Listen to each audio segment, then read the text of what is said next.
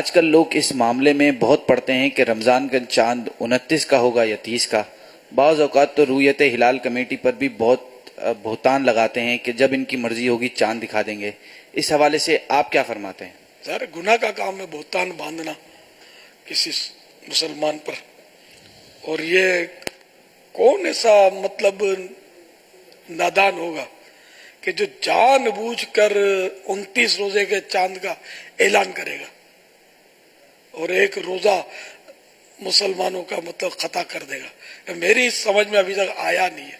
اچھا یہ تو ہے بھی گناہ بے لذت، لذت بھی نہیں ہے. فائدہ کیا ہے اس میں کہ مجھے ملے گا کیا میں اعلان کر دوں؟ تو اس لیے یہ تو خامخواہ کے جھگڑے ہیں.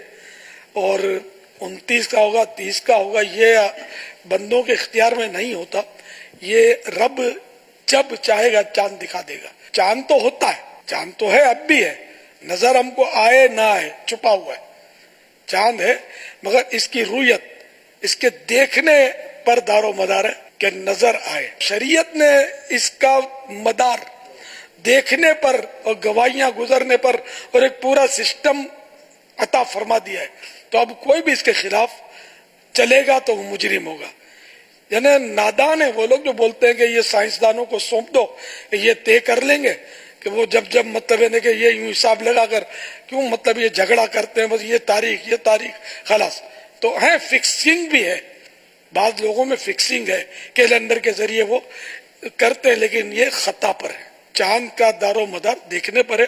اور قرآن کریم میں نا يسألونك عن الأهلة قل هي مواقيت للناس والحج، یہ آپ سے سوال کرتے ہیں چاند کے بارے میں، چاندوں کے بارے میں.